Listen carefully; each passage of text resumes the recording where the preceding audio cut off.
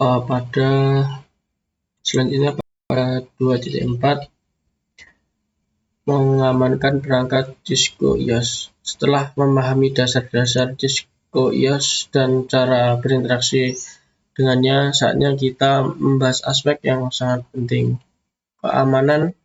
Bayangkan jaringan Anda seperti sebuah rumah.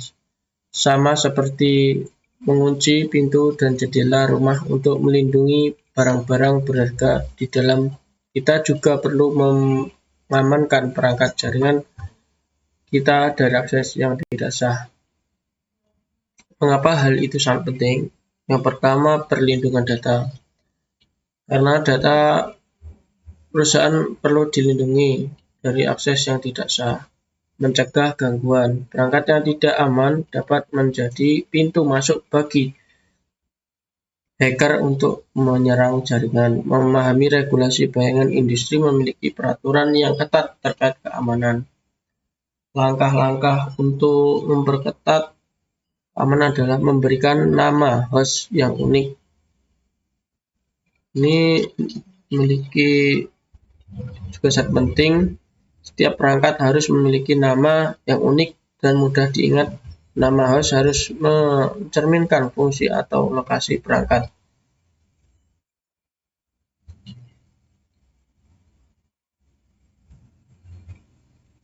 Selain itu, nama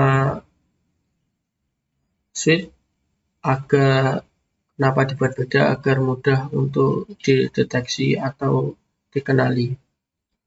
Selanjutnya masuk pada menggunakan kata sandi yang kuat.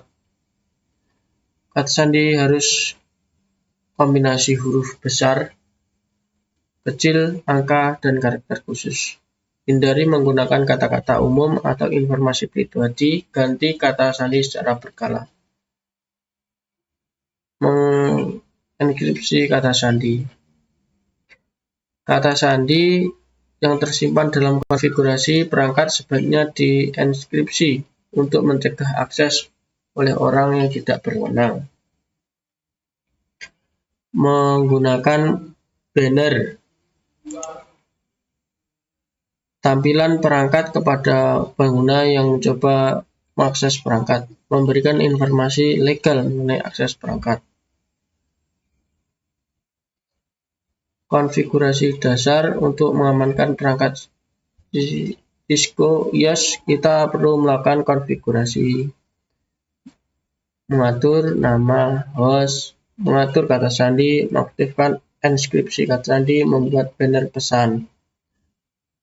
Kesimpulannya untuk 2.4 ini, keamanan jaringan adalah tanggung jawab kita semua, dan mengikuti langkah-langkah sederhana seperti yang telah dijelaskan, kita dapat meningkatkan keamanan perangkat Cisco IOS dan melindungi jaringan kita dari ancaman.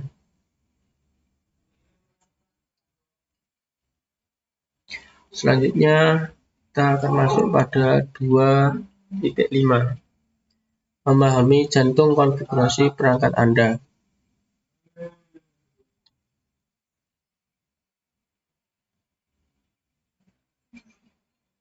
Bayangan Cisco IOS sebagai otak dari sebuah perangkat jaringan. Semua perintah dan bayangan yang Anda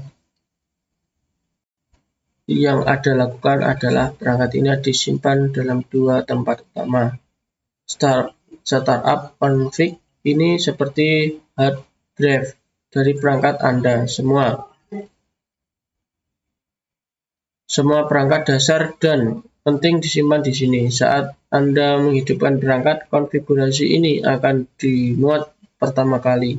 Bayangkan ini sebagai resep dasar untuk membuat kue. Running config ini seperti papan yang selalu berubah.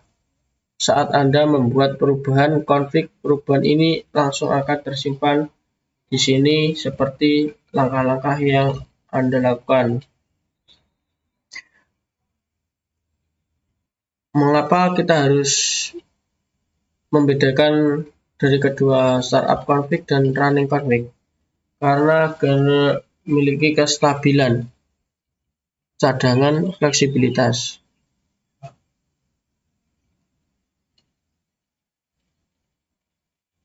Melihat konfigurasi. Bagaimana cara mengelola konfigurasi? Yang pertama, melihat konfigurasi. Yang kedua, menyimpan konfigurasi. Yang ketiga, memulihkan konfigurasi. Kenapa sih kita harus memerlukan pencadangan konfigurasi? Karena yang pertama, keamanan. Jika terjadi kesalahan konfigurasi yang tidak parah, kita bisa memulihkan konfigurasi dari cadangan. Yang kedua, dokumentasi. File konfigurasi bisa dijadikan sebagai dokumentasi tentang konfigurasi perangkat. Migrasi, jika ingin memindahkan konfigurasi ke perangkat lain, kita bisa menggunakan file cadangan.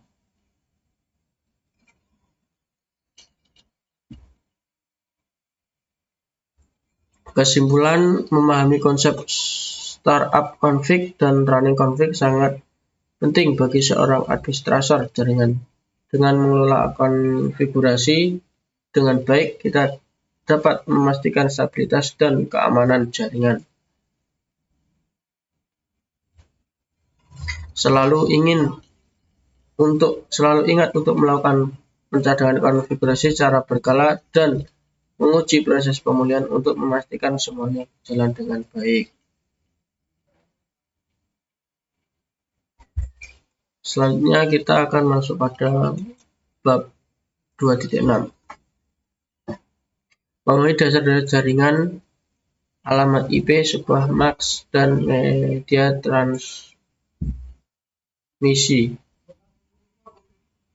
Setelah kita tadi memahami konfigurasi dasar perangkat jaringan, sekarang saatnya kita memahami tentang bagaimana perangkat-perangkat ini saling berkomunikasi. Kita akan mempelajari tentang alamat IP, subnet, MAC, dan berbagai jenis media transmisi yang digunakan untuk menghubungkan perangkat.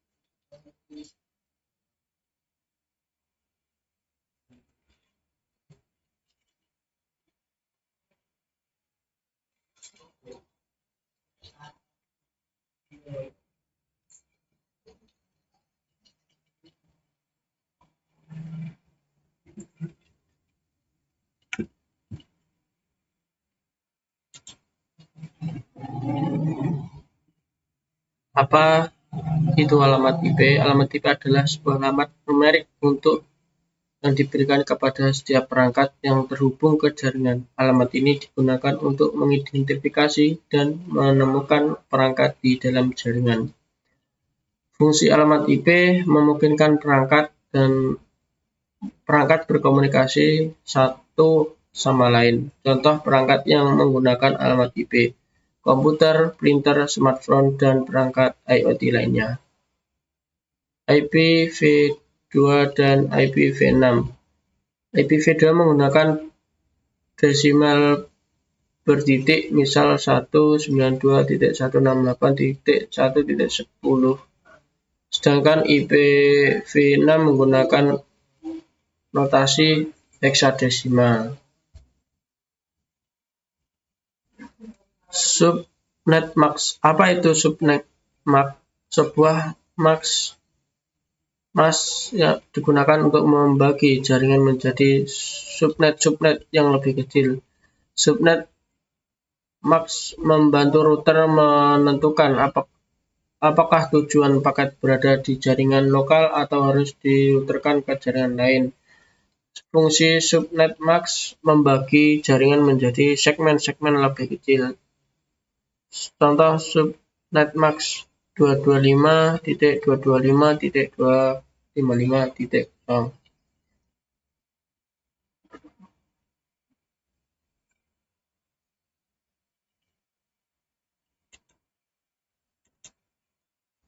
Gateway default.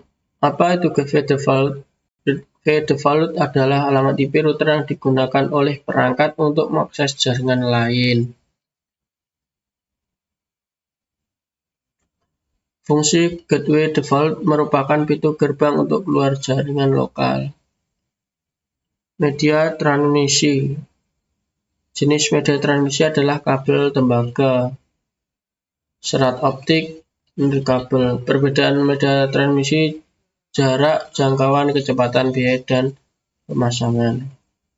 Kesimpulan dari 2.6 ini adalah memahami konsep alamat IP, submax, dan media transmisi sangat penting untuk membangun dan mempelajari jaringan. Dengan pengetahuan ini, Anda dapat merancang jaringan efisien dan handal.